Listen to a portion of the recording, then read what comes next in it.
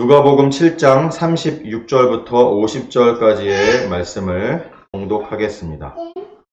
한 바리새인이 예수께 자기와 함께 잡수시기를 청하니 이에 바리새인의 집에 들어가 앉으셨을 때에 그 동네에 죄를 지은 한 여자가 있어 예수께서 바리새인의 집에 앉아 계심을 알고 향유 담은 옥합을 가지고 와서 예수의 뒤로 그 발 곁에 서서 울며 눈물로 그 발을 적시고 자기 머리털로 닦고 그 발에 입 맞추고 향유를 부으니 예수를 청한 바리새인이 그것을 보고 마음에 이르되 이 사람이 만일 선지자라면 자기를 만지는 이 여자가 누구며 어떠한 자 곧 죄인인 줄을 알았으리라 하거늘 예수께서 대답하여 이르시되 시몬아 내가 내게 이를 말이 있다 하시니 그가 이르되 선생님 말씀하소서.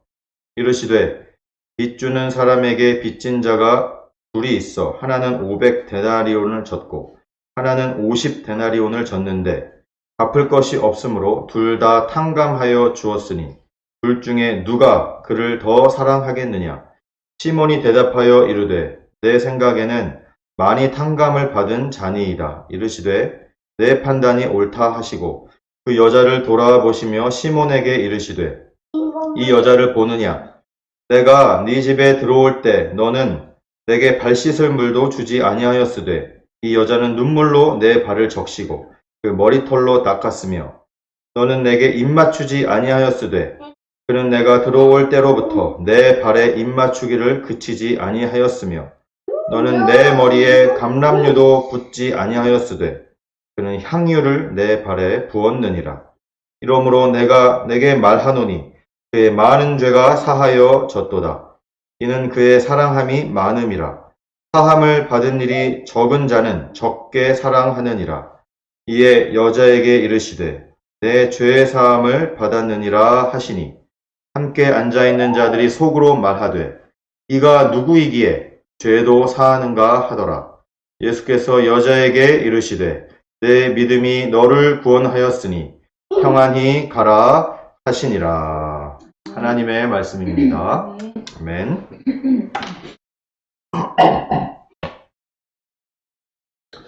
할렐루야. 한 주간 건강히 잘 지내셨나요? 오늘은 예수님은 나에게 라는 제목으로 방금 읽어드린 누가복음 7장 뒷부분의 말씀을 함께 나누기 원합니다. 대부분의 사람들은 내가 어떤 다른 사람들에게 좀 의미가 있는 그런 사람이기를 원합니다. 그런 생각이 없는 사람들도 적어도 우리 가족들, 적어도 자기의 남편이나 자기의 아내, 그리고 자기 자식들에게, 혹은 아주 친하게 지내는, 어울리는 친구들에게, 적어도 그 사람들에게는 내가 정말 의미 있는 사람이면 좋겠다. 이런 마음들을 가지고 있죠. 맞지요? 여러분 한번 물어보십시오. 그 사람들에게. 자신의 남편에게 물어보십시오. 자기 아내에게 물어보십시오. 자식들에게 물어보십시오. 친구들에게 물어보십시오. 나는 당신에게 어떤 존재인가요? 한번 물어보시기 바랍니다. 근데 만약에 그 사람들로부터 내가 기대하는 그런 답을 듣지 못한다면 여러분 마음이 어떠실 것 같습니까? 내가 사랑하는 남편, 아내, 자식들, 가족들에게, 친구들에게 나는 도대체 너에게 있어서 어떤 존재입니까? 라고 물어봤을 때 들려오는 대답이 별거 없으면 서운할 수도 있는 겁니다. 그렇지 않겠습니까? 오늘 우리 방금 읽은 말씀을 통해서 예수님이 우리 각자에게도 비슷한 질문을 하고 계시는 것입니다. 예수님이 나에게 물어보시는 것. 나는 너에게 어떤 존재이니? 라고 이렇게 물어보시는 것입니다. 오늘 본문을 보면 어떤 바리새인이 예수님을 초대합니다. 자기 집에 식사 초대를 했어요. 근데 그 바리새인의 이름이 처음엔 안 나오고 중간부터 나오는데 시몬이에요. 시몬. 여러분, 시몬이라는 이름이 성경에 동명이인이 되게 여러 명이 나옵니다. 그 중에 대표적인 게 여러분 잘 아는 예수님의 제자 시몬 베드로. 베드로도 시몬이라는 이름을 가지고 있잖아요. 그래도 여러 수많은 사람의 시몬 이름이 있어요. 가죽 수선공 시몬도 나오고, 그리고 무슨 점쟁이 시몬이라는 이름도 성경에 나오고, 전혀 다른 사람들이에요. 동명이인들이죠. 오늘 또 다른 시몬이 나오는데, 그 시몬은 바리새인이다 라는 것입니다. 그 바리새인 시몬이 예수님을 초대했어요. 초대했는데 그 초대 자리에 어떤 한 여자가 있었습니다. 그 여자는 초대받은 여자는 아니에요. 이 당시 이스라엘의 풍속을 우리가 생각해 볼 필요가 있는데, 당시 이스라엘에서 어떤 한 세력가나 바리새인처럼, 바리새인은 지금으로 얘기하면은 국회의원에 가까운 어떤 그런 사내들인 공의회에 바리새인으로서 참여할 수 있는 그런 나름 사회적 위치가 높은 사람이거든요. 그러니까 이 어떤 한 바리새인이 잔치를 벌인다라고 했단 말이죠. 당시 이스라엘 사람들이 어떤 부자나 어떤 세력가가 잔치를 베풀면 마치 옛날 우리나라 조선시대 잔치 열리는 것처럼 동네 거지들이나 동네에 있는 비천한 사람들이 다 같이 막 모이는 거예요. 그 집 앞으로. 그래서 잔치 음식을 혹시라도 얻어먹을 수 있는지. 우리나라 같으면은 무슨 전이라도, 김치전이라도 한 조각 얻어먹을 수 있을까? 고기라도 한 점 얻어먹을 수 있을까? 이렇게 생각을 해서 잔치집에 동네 거지들이나 사람들이 막 몰려드는 거 아니겠어요? 이스라엘도 마찬가지였습니다. 이런 거 보면은 우리나라랑 정서가 좀 비슷하다, 이렇게 생각할 수 있겠어요? 이 예수님을 초대한 바리새인 시몬의 잔치집에도 이 수많은 동네 사람들이 모인 겁니다. 동네 거지들, 미천한 사람들, 가난한 사람들이 혹시 떨어지는 빵 쪼개기라도 하나 얻어먹을까 생각으로 몰려들었어요. 그런데 그렇게 몰려들어 있는 미천한 사람들 중에 오늘 함께 본문에 읽었던 어떤 여자도 섞여 있었던 것입니다. 근데 이 여자는 그냥 여자가 아니라 오늘 본문에 보면 죄인이래요. 죄를 지은 한 여자가 있다 그랬어요.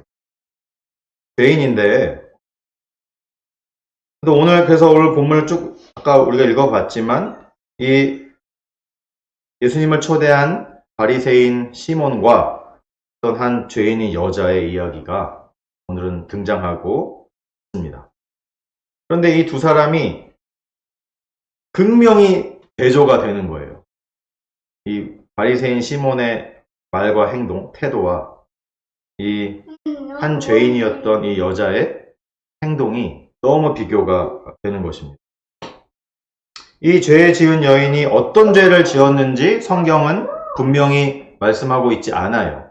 근데 당시 여자를 죄인이라고 얘기했을 때는 보통 아마도 창녀가 아닐까, 음란의 죄를 저지른 여인이 아닐까, 이렇게 우리가 짐작은 하지만 성경 어디에도 이 여인이 창녀다라고 말하고 있지는 않아요.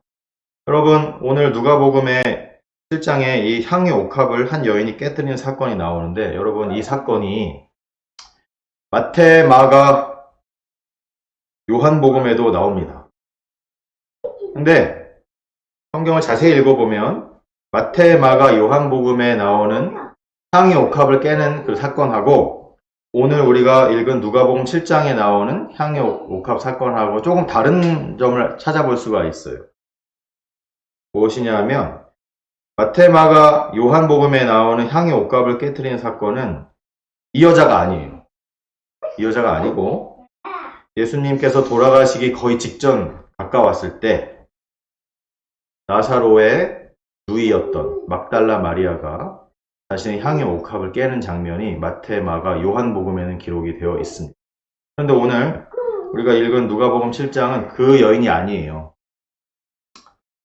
막달라 마리아가 아니에요. 또 다른 여인의 예수님의 사역 초기에 향유 옥합을 깨는 사건이 기록이 되어 있는 것입니다. 그래서 오늘 본문에 이 바리새인인 시몬, 그리고 어떤 이름은 나와 있지 않지만 죄가 무엇인지 정확히 기록되어 있지 않지만 어떤 한 죄인 여인, 이 두 사람을 몇 가지 관점에서 함께 비교, 대조해 보기를 원합니다. 그러면서 예수님을 대하는 태도와 기본 자세에 있어서 나는 예수님을 대하는 마음에 있어서 나는 이 바리새인 시몬에 가까운가? 아니면 나는 이 옥합을 깨트린 이 여인에 가까운가? 한번 스스로를 돌아보시는 그런 시간이 되시기 바랍니다. 첫 번째로 어떠한 목적으로 예수님께 나아갔는가입니다. 어떠한 목적으로. 오늘 본문 36절부터 한번 읽어보겠습니다. 한 바리새인이 예수께 자기와 함께 잡수시기를 청하니 이에 바리새인의 집에 들어가 앉으셨을 때에 그 동네에 죄를 지은 한 여자가 있어 예수께서 바리새인의 집에 앉아 계심을 알고 향유 담은 옥합을 가지고 와서 이렇게 기록하고 있습니다. 어떤 한 바리새인 시몬이 예수님을 초대했습니다.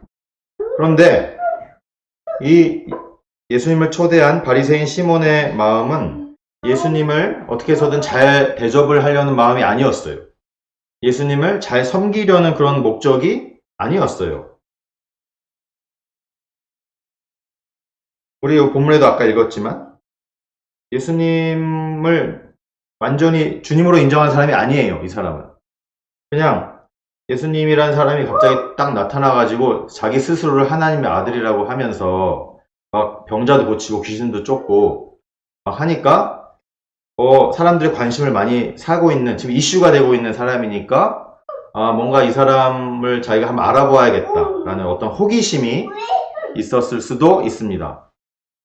혹은 오늘 본문에도 나온 것처럼 이 사람이 정말 적어도 선지자 정도는 되는가 라는 것을 한번 테스트 해보기 위해서 예수님을 초대했을 수도 있습니다. 사람들이 너무 관심을 가지고 있는 사람이 갑자기 유명한 사람이 딱 나타났으니까 이 사람을 이 예수라는 사람을 자기가 대접해서 자기도 사람들로 하여금 존경을 받게 하려는 그런 목적이 있을 수도 있는 것입니다. 사람들의 관심을 받기 위해서 예수님을 초대했을 수도 있습니다. 혹은 이제 이후에도 등장하는 여러 바리새인들처럼 예수님을 어떻게 고소할 목적을 찾기 위해서 그 증거를 한번 찾아보기 위해서 예수님을 초대했을 수도 있는 것이죠. 실제로 누가복음 11장이나 누가복음 14장 이후에 등장하는 본문에 보면 다른 바리새인들도 예수님을 초대하는 사건이 나옵니다. 그 다른 바리새인들이 예수님을 식사 초대하고 나서 예수님을 정말 제대로 대접하려고 섬기려고 초대한 게 아니라 예수님을 시험하고 넘어지게 할 그 증거를 찾기 위해서 예수님을 초대했던 사건들이 이후에도 계속 기록이 되어 있는 것이죠. 그래서 그런 어떤 불순한 목적을 가지고 예수님을 초대한 것이었다라고 보여집니다. 그런데 그 바리새인의 잔치 자리에 떨거지처럼 거지처럼 비천한 사람처럼 섞여 있었던 이 여인, 이 죄 지은 여인은 예수님을 어떻게 맞이하였는지 한번 보십시오. 이 여인은 그 누구도 알아주지 않았던 여인입니다. 거들떠보지도 않는 여인이에요. 여자인 것도 사실 이 시대에서는 천시 받을 수 있는 그런 신분이라고 말씀드렸습니다. 여자인 것 자체만으로도. 그런데 이 여인은 여자인 것뿐만 아니라 어떤 이유인지 모르겠지만 동네 사람들로부터 이 죄인 같은 X, 이 죄인이다 라고 이렇게 완전 찍힌 그런 멸시와 천대를 받고 있는 그런 여인이었어요. 사회적으로 죄인으로 낙인이 찍힌 거예요. 아마도 창녀였을 것이라고 예상을 하지만 이렇게 완전히 사회적으로 정말 더러운 죄인으로 낙인이 찍힌 여자입니다. 이런 여인의 상태를 한번 생각해 보십시오. 아무도 받아주지 않습니다. 아무도 함께 하지 않습니다. 이런 여인하고. 이 여인이 예수님께 나아가는 거예요. 어떠한 마음으로 나아가겠습니까? 혹시 예수님 나를 받아주실까? 혹시 예수님은 나를 맞아주실까? 이러한 간절한 마음으로 나아가지 않았겠습니까? 여러분, 오늘 본문을 자세히 보면 이 여인은 자신의 죄의 문제, 이런 자신의 문제를 해결받으러 예수님께 나아간 것이 아닙니다. 이 여자의 동기는 그게 아니에요. 예수님을 온전히 섬기기 위해서 나가는 거예요. 내가 비록 이렇게 미천한 죄인이지만 예수님을 섬기고자 하는 그런 마음이 너무 간절했어요. 예수님께 도움을 받으러 나간 게 아닙니다. 이 여인은. 이 여인의 내면은. 예수님을 섬기고 예수님께 봉사하기 위해서 나오는 거예요. 여러분은 어떠한 마음으로 예수님께 나아가십니까? 여러분, 마음의 평안을 얻기 위해서 예수님께 나아가십니까? 위로를 받으려고 예수님께 나아가십니까? 그런 나의 유익입니다. 나의 유익을 위해서 예수님께 나아가십니까? 예수님을 이용해 먹기 위해서 나아가시는 것입니까? 아니면 내가 스스로는 어떻게 할 수 없는 나만의 그런 어떤 은밀한 죄의 문제들을 해결하려고 예수님께 나아가십니까? 아니라면 나는 왜 살아가야 하는가? 나는 누구인가? 라는 내 본질의 문제와 내 영혼의 문제를 해결하려고 예수님께 나아가십니까? 이러한 동기로 나아가는 것도 괜찮습니다. 되게 중요하고 그러한 목적으로 예수님께 우리 나아가야 합니다. 그러나 이제 내가 그리스도인으로서 나의 모든 이런 문제들을 예수님께 다 맡겼다면 이제는 이 여인처럼 예수님을 섬기고 예수님께 봉사하기 위해서 나아가야 하는 줄로 믿으시기 바랍니다. 두 번째로 예수님을 만났을 때에 어떤 마음을 보였는가?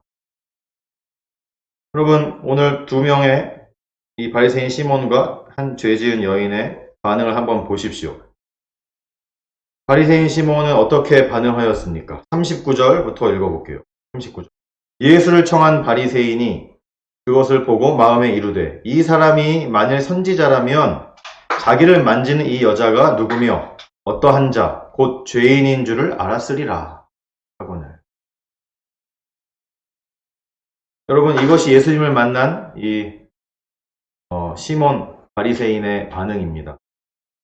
그랬더니 예수님이 뭐라 하셨어요? 나중에 뒤에 44절에 이 시몬에게 얘기하셨어요. 44절. 그 여자를 돌아보시며 시몬에게 이르시되 이 여자를 보느냐? 내가 네 집에 들어올 때 너는 내게 발 씻을 물도 주지 아니하였다. 이 여자는 눈물로 내 발을 적시고 그 머리털로 닦았다. 이렇게 예수님이 말씀하셨어요. 야 시몬아, 내가 네 집에 들어올 때 너는 나한테 발 씻을 물도 안 줬어. 이렇게 예수님이 말씀하셨어요. 이것이 무엇입니까? 이 바리새인 시몬은 예수님을 진정으로 이렇게 영접할 마음이 전혀 없는 것을 우리가 볼 수 있습니다. 발 씻을 물도 안 줬다는 거예요. 발 씻을 물. 이 당시 유대인들의 전통을 보면 밖에서 흙먼지, 사막 가운데서 흙먼지가 있는 곳을 샌들을 신고서 다니잖아요. 유대인들은. 그래서 발이 더럽기 때문에 자기 집에 초대를 받은 손님이 들어오면 발을 씻어주는 그것이 기본이고 예의입니다. 그런데 이 바리새인 시몬은 예수님한테 발 씻을 물도 안 줬다라는 거예요. 예수님을 초대를 해놓고서 제대로 대접할 마음이 전혀 없는 것을 볼 수가 있는 것이죠. 그래서 오히려 흠잡을 것을 살펴보는 거예요. 아까 39절처럼 이 사람이 만일 선지자라면 이 여자가 죄인인 걸 알았을 텐데 하면서 예수님 흠잡을 걸 살펴보는 거예요. 예수님하고 어떤 관계를 잘 맺어볼 마음은 전혀 없고 예수님이 어떻게 하면 넘어질 것인지 그것만 살펴보고 있는 이 시몬의 마음을 알 수가 있는 것입니다. 근데 이 여인은 어때요? 이 여인의 반응은 예수님을 진심으로 맞아들이는 그런 사람의 반응을 단편적으로 보여주고 있습니다. 38절. 예수의 뒤로 그 발 곁에 서서 울며 눈물로 그 발을 적시고 자기 머리털로 닦고. 이 여인의 반응입니다. 여러분, 예수의 뒤로 그 발 곁에 섰대요. 예수님의 앞을 막아서고 눈물을 흘린 것도 아니에요. 예수님의 발 뒤에서 눈물을 흘리고 있는 여인이에요. 예수님의 앞을 막아서지 않는 여인의 모습에서 이 여인의 마음가짐이 어땠는가를 우리가 알 수가 있습니다. 차마 감히 예수님의 앞을 막아설 수 없는 거예요.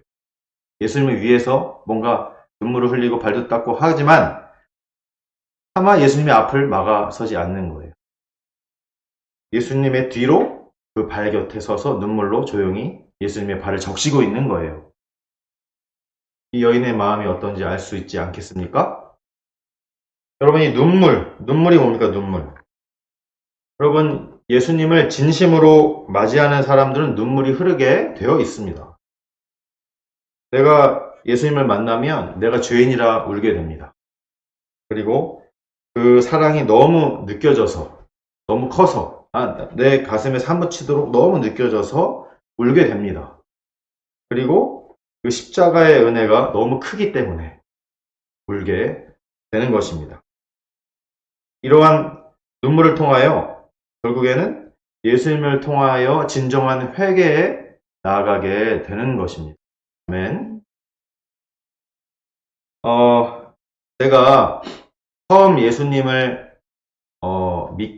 믿기로 결심하고 정말 예수님이 내 마음에 딱 이렇게 오게 된 것이 중학교 1학년 때쯤이었습니다. 어린 시절에는 절에 가끔 나갔고, 교회는 국민학교 3학년쯤부터 다니기 시작했는데, 제대로 정말 예수님을 한번 믿게 딱 된 것은 중학교 이제 1학년 올라가서였어요. 그때 저는 중고등부에서 하는 수련회를 따라갔었습니다. 겨울 수련회였어요. 겨울 수련회를 따라갔었는데 그때 이제 모든 집회가 다 마치고 저녁 집회가 마치고 개인 기도 시간에 혼자 기도하고 있는 상황에서 그때 처음 예수님을 만나게 되었습니다. 그 전까지는 교회를 재미로 다녔죠. 어린 마음에 친구들도 있고 교회 가면 맛있는 것도 주고 절에 가면은 맨날 뭐 예절 절하는 이런 교육이나 시키고 예절 교육만 시키고 간식도 약하고 그것 해봐야 연 날리기나 하고 별로 볼 게 없었어요. 맨날 빡빡머리 스님들이 하는 그런 별거 없었는데 교회 가니까 너무 좋아가지고 재밌고 친구들도 많고 또 교회를 너무 재밌게 다녔지만 예수님을 못 만났단 말이죠. 그러다가 중학교 1학년 때 예수님을 만났어요. 그때 기억이 아직도 생생합니다. 처음으로 제대로 기도를 해봤던 것 같아요. 그 수련회. 그때 수련회는 옛날에는 길게 했잖아요. 요즘은 2박 3일도 길다고 하는데 당시에는 수련회를 4박 5일, 5박 6일 아니면 6박 7일 이렇게 일주일씩 수련회를 하던 시기였습니다. 제 기억에 한 3일째쯤 되는 저녁날이었나? 싶어요. 혼자 개인 기도를 하고 있는데 처음으로 예수님이 믿어지기 시작했어요. 처음으로 기도하면서 눈물을 흘렸습니다. 처음으로. 예수님이 나의 죄를 대신하여 십자가에 달려 돌아가셨다는 그 사실이 갑자기 확 이렇게 내 가슴에 너무 뜨겁고 벅차게 다가오기 시작했습니다. 예수님이 그 십자가가 너무 선명하게 마음에 새겨지기 시작했습니다. 그래서 그때 어마어마하게 처음으로 울면서 처음으로 기도를 했던 기억이 있습니다. 예수님을 만나는 사람은 이런 경험을 하게 되어 있습니다. 여러분 아직 이런 경험이 없다면 오늘 말씀을 통하여서 이 여인의 마음을 한번 살펴보시기 바랍니다. 이 여인의 마음을 갖게 되기를 주님의 이름으로 축원합니다. 예수님을 진정으로 만난 사람은 이런 경험이 반드시 있습니다. 반드시. 이 여인이 어떻게 했습니까? 그리고 나서 자기 머리털로 예수님의 발을 닦았어요. 자신의 머리털로 이 여인이 예수님의 발을 닦았다는 사실은 이 여인에게 예수님이 얼마나 소중한 존재인가를 보여주는 것입니다. 이 머리털로 닦았다는 것은 자신이 표현할 수 있는 최대의 경의를 보이는 것이에요.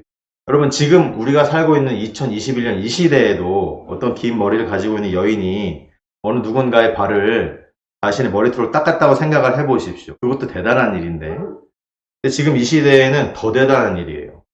이 시대의 문화와 관습을 보면, 유대인들의 관습에 보면 여자들은 자신의 머리를 다른 사람들한테 보여줘서도 안 됩니다. 자신의 머리를 보여줘서도 안 돼요. 그래서 막 머리에 막 이렇게 수건으로 칭칭 감고 다녔잖아요. 자신의 머리를 보여줘서도 안 되는데, 심지어 자신의 머리를 풀어서 발을 닦았다는 것은 이 여인이 할 수 있는 최고의 존경의 표시인 것을 알 수가 있습니다. 여러분은 예수님을 어느 정도로 생각하고 계십니까? 어느 정도까지 예수님에 대한 존경심을 나타내실 수 있습니까? 뭐 그런 걸 나타냅니까? 그냥 마음으로 그냥 존경하면 되는 거지. 그렇게 생각할 수도 있겠지만 결국에 내가 얼마나 예수님을 생각하고 있는가는 나의 행동으로 이 여인처럼 드러나게 되는 것입니다. 이렇게까지 할 수 없는 사람은 예수님을 그렇게 사랑하지 않는 것이죠. 쉽게 얘기하면. 그냥 마음으로만 그냥 사랑하면 됐지 뭐. 이것은 그 정도인 것입니다. 겉으로 드러날 정도로 사랑하는 것은 아닌 것입니다. 남자와 여자가 만나서 사랑할 때 너무 사랑하기 때문에 막 선물도 사주고 맛있는 것도 서로 사 먹고 하는 거 아니겠어요? 사람을 사랑할 때도 이 정도까지 하는데 우리가 하물며 예수님을 생각할 때 어떻게 할 것인가? 한번 진지하게 고민해 보시기 바랍니다. 세 번째로, 예수님은 나에게 어떤 존재가 되었는가? 이것이 이 두 사람에게 극명하게 다르게 나옵니다. 이 바리새인 시몬은 아까도 읽었지만 39절에 보면 마음에 이르되 이 사람이 만일 선지자라면 자기를 만지는 이 여자가 누군 줄 알았을 것이다. 얘기를 하잖아요. 마음속으로 얘기하는 거예요. 마음속 얘기가 진짜잖아요. 바리새인이 마음을 버려. 예수님은 뭐라고 불렀어요? 이 사람이 마음속으로. 이 사람. 제가 그래서 헬라어 성경을 찾아봤습니다. 이게 도대체 무슨 단어로 쓰여있나 했더니 영어로 얘기하면 this예요. this가 thisman이 이 사람이 정말 선지자면 이 여자가 죄인인 걸 알았을 텐데 하고 그냥 this라고 표현을 했어요. 이 사람이 이 디스가이가 예수님이 죄인인 여자를 못 알아보고 있구나. 이 여자가 죄인인 걸 못 알아보다니. 정말 선지자도 아니구만. 이런 얘기예요. 40절에 보면 40절. 예수님이 시몬한테 내가 너한테 할 말이 있다. 이렇게 얘기하시면서 이렇게 했더니 시몬이 얘기합니다. 선생님 말씀하소서. 이렇게 얘기해요. 선생님. 마음속으로는 디스가이면서 겉으로 겨우 선생님 이렇게 얘기를 하는 거예요. 여러분 49절에도 보면 49절 함께 앉아있는 자들이 속으로 말하되 이가 누구이기에 죄도 사하는가. 제가 또 헬라어 성경 찾아봤어요. 속으로 말하는 거니까 속으로 말하는 게 진짜잖아요. 그 사람들이 이가 누구이기에 근데 이가가 똑같은 단어예요. 디스. 시몬 베드로가 예수님을 마음속으로 생각했던 이 디스맨, 디스 똑같은 단어예요. 이 함께 앉아있는 사람들도 속으로 이 디스가이가 누군데 도대체 이런 일을 하는가 생각하는 거예요. 여러분 이 사람들은 바리새인 시몬은 겉으로만 입술로는 정말 선생님이라고 얘기하지만 속으로는 그것도 아니었던 거예요. 여러분 우리는 어떻습니까? 우리는 겉으로만 입술로만 예수님이 주님이라고 하면서 내 속 마음으로는 정말 예수님을 주님으로 생각하고 있습니까? 내 속에서도 어쩌면 이 바리새인 시몬처럼 그냥 예수님을 디스맨 정도, 이 사람 정도의 수준으로 생각하고 있는 것은 아닌지 우리가 한번 자신을 돌아보아야 할 것입니다. 근데 이 여인은 어때요? 이 죄인인 여인은 38절 예수님의 발에 입을 맞췄어요. 한 번 입 맞춘 것이 아니에요. 오늘 본문을 보면 45절에 예수님이 말씀하셨어요. 그는 내가 들어올 때로부터 내 발에 입 맞추기를 그치지 아니하였으며.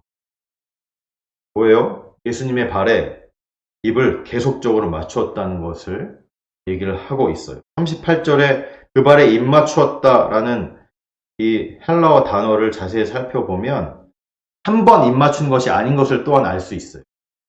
이 여인은 계속적으로 예수님 말을 하신 것처럼 계속적으로 예수님의 발에 입을 맞췄다는 거예요. 이것이 뭡니까? 계속해서 예수님의 발에 입을 맞췄다는 것은 그 여인이 자기 스스로가 예수님의 종이 되기로 결심하였다라는 것을 보여주는 것입니다. 예수님을 진정한 주님으로 인정하였다라는 것을 보여주는 것이에요.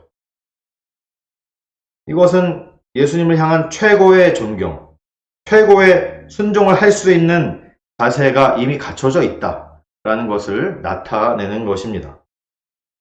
이 여인은 예수님을 진정한 주님으로 받아들이고 있는 것입니다. 어떠한 명령에도 순종할 준비가 되어 있는 것입니다.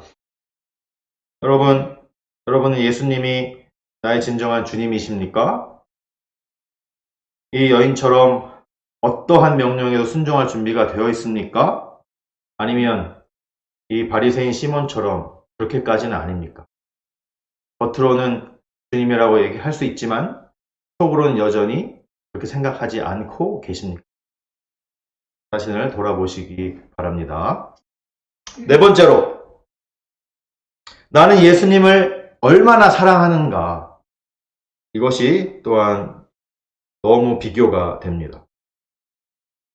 40절, 아까 읽었죠. 예수님이 시몬에게 얘기했어요. 시몬아, 내가 내게 이를 말이 있다 하시니 그가 이르되 선생님 말씀하소서. 41절부터 예수님이 한 비유를 말씀하십니다. 제가 읽어보겠습니다. 이르시되 빚 주는 사람에게 빚진 자가 둘이 있어. 하나는 500데나리온을 졌고 하나는 50데나리온을 졌는데 갚을 것이 없으므로 둘 다 탕감하여 주었으니 둘 중에 누가 그를 더 사랑하겠느냐? 시몬이 대답하여 이르되 내 생각에는 많이 탕감을 받은 자니이다. 이르시되 네 판단이 옳다. 여러분, 오늘 이 데나리온, 500데나리온, 50데나리온을 빚진 자가 탕감을 받는 그런 비유를 갑자기 예수님이 말씀하시는 거예요. 이 상황에. 그러면서 사랑 얘기를 하는 거예요. 사랑. 누가 더 사랑하는 거냐? 누가 더 사랑하겠냐? 그랬더니 많은 빚을, 500데나리온 빚을 탕감받은 사람이 더 사랑할 것입니다. 이렇게 바리새인 시몬이 얘기한 거예요. 여기에 보면 데나리온이라는 화폐 단위가 나오는데 이 데나리온은 로마의 화폐 단위입니다. 은전을 세는 단위예요. 은전. 그래서 보통 1데나리온 하면은 노동자의 하루 임금 정도 됩니다. 1데나리온. 그러면 만약에 요즘 한국 옛날에는 일당이 5만 원이 요즘 10만 원도 한다고 하더라고요.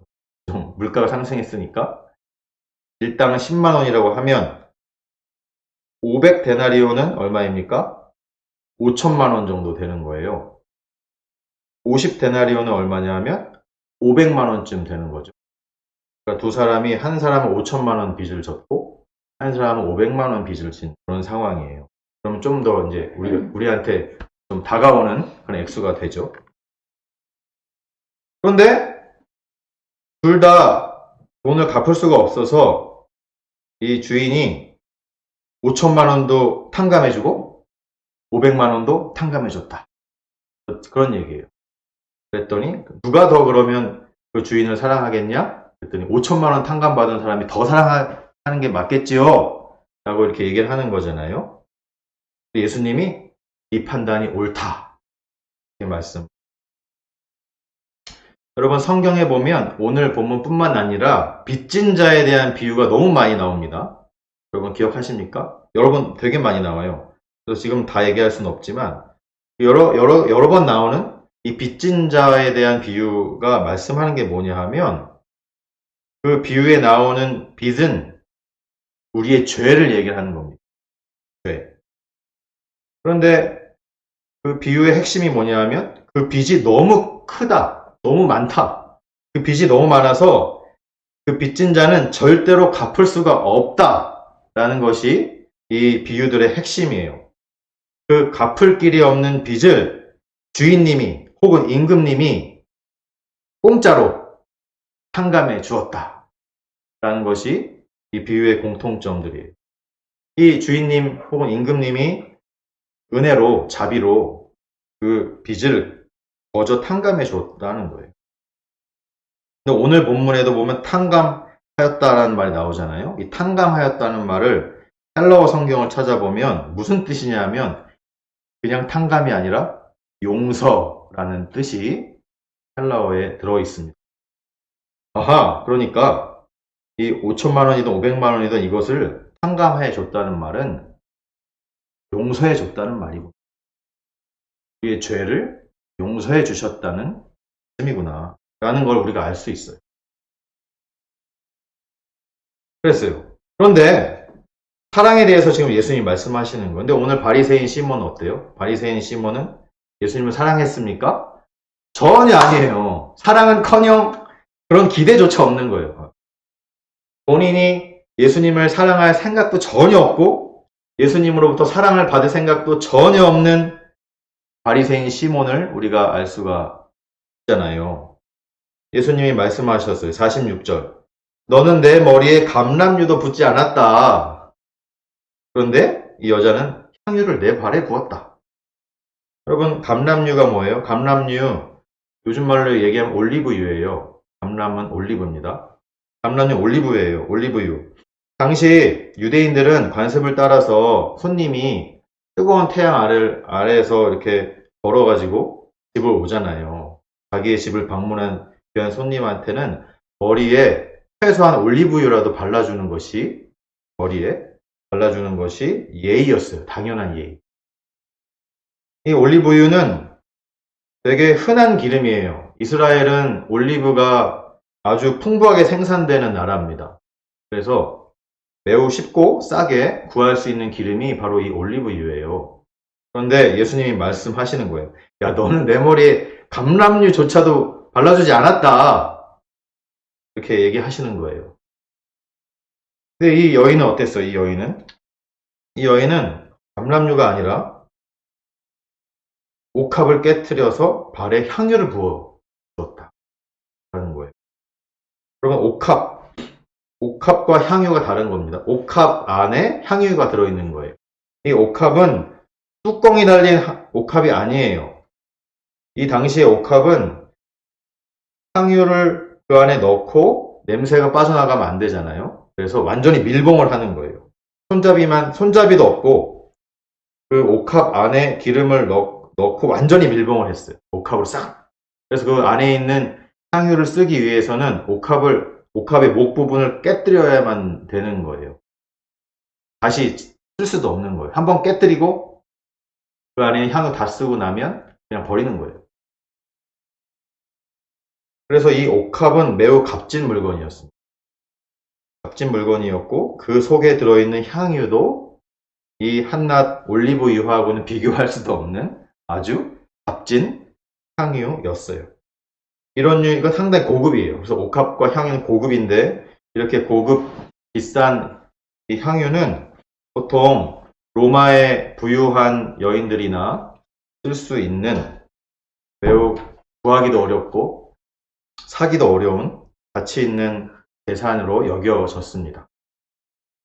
그래서 이 향유 옥합은 어떠한 그 여인이 평소에 마음대로 쓰거나 구할 수 있는 그런 물건이 아니에요. 어떤 특별한 목적을 가지고 아마 구입을 하였을, 많은 돈을 들여서 구입을 했을 것으로 생각을 합니다. 이때를 위함이 아니었겠어요, 혹시? 그리고 이 향유는 보통 머리에 붓습니다, 머리에. 향유도. 올리브도 머리에 붓지만 향유도 머리에 부어요.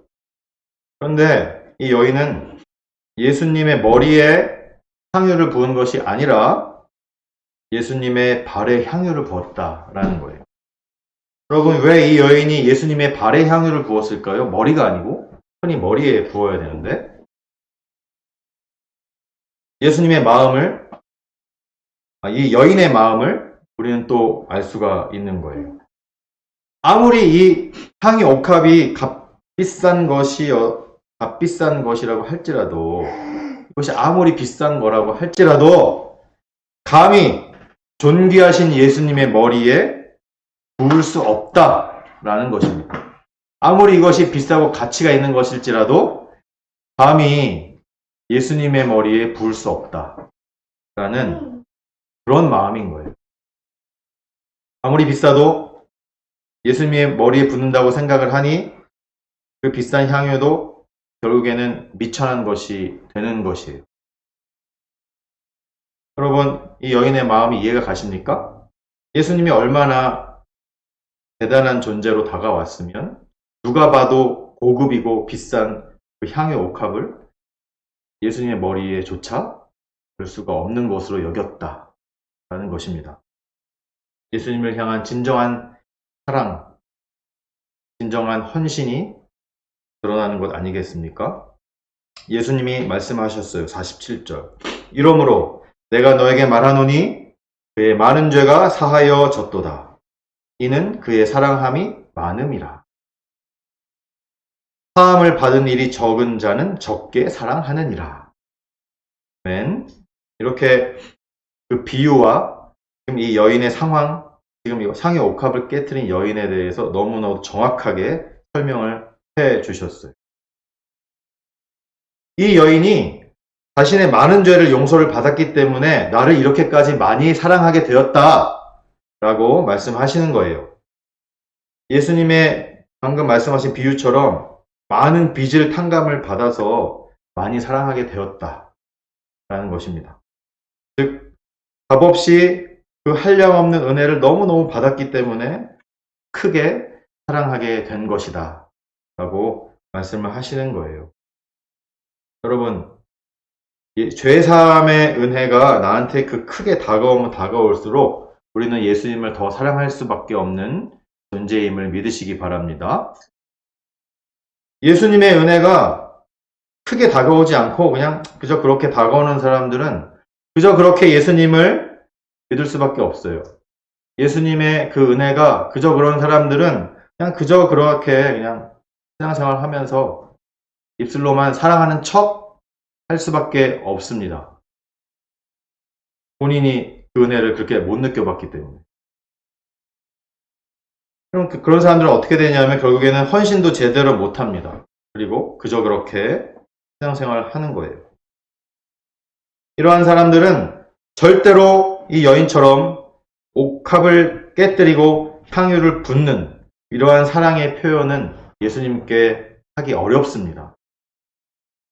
이것은 내가 예수님으로부터 죄사함을 받았기 때문에 그 대가로 옥합을 깨뜨리는 게 아니에요. 내가 죄사함을 받아서 내가 받은 은혜의 대가로 헌신을 하는 게 아니에요. 그 은혜가 너무 크고 너무 감사하기 때문에 자발적으로 드리는 헌신임을 믿으시기 바랍니다. 여러분, 이것이 예수님을 사랑하는 자의 태도입니다. 여러분, 예수님 어떻게 사랑하십니까? 예수님 사랑하십니까? 예수님을 어떻게까지 사랑하십니까? 마지막 5번째로, 나는 예수님을 통해 참된 구원과 회복을 경험하였는가? 이 죄인 여인은 보세요. 이 여인은 이렇게 자신의 향유 옥합 드리고 나서 48절 예수님이 말씀하셨어요. 이에 여자에게 이르시되 이 죄사함을 받았느니라. 아멘.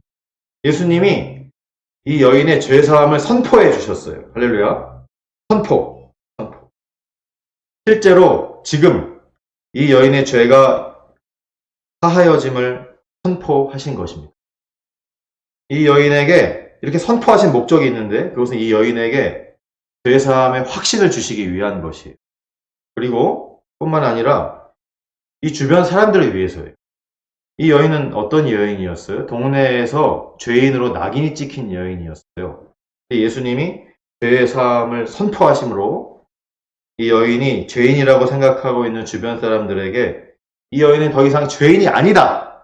라고 선포하시는 것입니다. 그래서 예수님은 개인의 구원뿐만 아니라 이 여인의 이런 사회적인 관계까지도 회복해 주신 것입니다. 그런데 이 바리새인과 이 시몬과 그리고 함께 있던 사람들은 어땠어요? 49절에 아까도 읽었지만 함께 앉아있는 자들이 속으로 말하되 이가 누구이기에 죄도 사하는가? 이런 반응을 보였잖아요. 이 바리새인 시몬 그리고 함께 있던 사람들은 예수님의 하나님의 아들임을 믿지 못했어요. 결국엔 믿지 못하고 여전히 자신들이 죄인임도 깨닫지 못하고 예수님을 오히려 이 사람이 누군데 감히 죄를 사한다는 말을 해? 하면서 예수님을 오히려 신성 모독자로 생각을 하고 있었어요. 오늘 본문 마지막 절 50절 예수께서 여자에게 이르시되 내 믿음이 너를 구원하였으니 평안히 가라. 아멘. 예수님은 이 여인에게 한 번 더 말씀해 주셨어요. 한 번 더. 믿음이 너를 구원했다. 평안히 가라. 믿음, 구원, 평화. 이렇게 예수님께서 정리하면서 다시 한 번 더 선포해 주셨습니다. 여러분, 믿음은 우리에게 죄로부터의 자유와 영원한 생명이라는 구원을 주시는 줄로 믿습니다. 그것이 믿음입니다. 그러나 오늘 본문을 보면 이 구원의 역사가 이 여인의 내면의 구원을 뛰어넘는 것을 볼 수가 있어요. 제가 짧게 얘기했지만 이 죄인으로 낙인 찍혔던 이 여인이 예수님의 이렇게 거듭되는 구원의 선포로 말미암아 이 여인의 사회적인 관계, 인간적인 관계까지 영향을 나타내는 것을 볼 수가 있는 것입니다. 예수님께서 선포하셨어요. 평안히 가라. 여러분 이것이 히브리어로 뭡니까? 여러분 우리 흔히 인사하는 평화의 인사 뭡니까? 샬롬. 샬롬이에요. 샬롬. 히브리어로 샬롬이에요. 평안해라. 샬롬. 이 샬롬이라는 인사는 유대인들의 그냥 전통적인 보편적 인사예요. 그런데 오늘 이 본문에서는 예수님이 단순히 그런 의미로 쓴 것이 아니에요. 이제는 개인적 구원과 사회적인 구원을 모두 값없이 얻은 이 여인에게 주어지는 진정한 평화를 선포하신 줄로 믿기 바랍니다. 그러한 평화예요. 그러한 평화. 진정한 평화. 이 여인은 더 이상 동네에서 손가락질 받는 여인이 아닌 거예요. 개인의 죄의 문제, 구원의 문제도 해결받았어. 그리고 뿐만 아니라 이 동네에서도 이제 더 이상 죄인이 아닌 그런 진정한 평화를 갖게 되는 것입니다. 그리고 예수님을 믿는 이 믿음은 개인의 구원으로만 끝나는 그런 구원이 아니에요. 그 구원의 능력은 결국은 구원받은 한 개인을 통해서 그 주변으로, 그 가족들에게, 직장 동료에게, 이웃들에게 그 능력이 나타나는 줄로 믿으시기 바랍니다. 이것은 내가 능력이 있어서 그러는 게 아니에요. 내가 능력이 있어서 나타나는 게 아니고 오늘 말씀처럼 예수님께서 그 구원과 평화를 선포하시기 때문에 그 능력이 나타나는 줄로 믿으시기 바랍니다. 그래서 내가 예수를 믿고 구원을 받았으면 내 가정에서도 변화가 생기기 시작합니다. 내 직장에서도 변화가 생기기 시작합니다. 내가 속한 모든 관계들 속에서 변화가 생기기 시작합니다. 바로 예수님의 구원의 능력이 나를 통하여 나타내기 때문인 것입니다. 아멘. 이러한 구원의 능력이 우리의 가정과 직장과 이웃과 모든 관계 속에 나타나시기를 바랍니다. 말씀을 마치겠습니다. 사랑하는 성도 여러분, 예수님은 나에게 어떠한 분이십니까? 지금 그 예수님을 생각하면 이 여인처럼 내 마음에 감격과 감동이 있으십니까? 아니면 이 바리새인 시몬처럼 별 감동 없이, 감흥 없이 냉랭하십니까? 예수님이 진정으로 나의 주님이십니까? 아니면 그저 그런 한 사람에 지나지 않으십니까? 하나님이신 예수님께서는 우리를 너무나도 사랑하신 나머지 스스로 우리의 죄를 대신 지시고 십자가에서 돌아가신 분이십니다. 우리가 마땅히 십자가에서 죽었어야 했는데 예수님께서 대신 죽어주신 것이 아니겠습니까? 예수님께서 우리에게 거저주신 그 죄사함과 구원의 은혜는 그 어떤 것으로도 살 수 없는 것입니다. 그 어떤 것으로도 갚을 수 없는 것임을 뼛속 깊이 믿으시기를 바랍니다. 그 한량없는 그 큰 은혜로 인하여 더 크게 예수님을 사랑하시고 나의 옥합을 기꺼이 깨뜨려서 예수님께 다 드릴 줄 아는 저와 여러분들이 되시길 주님의 이름으로 축원합니다. 아멘.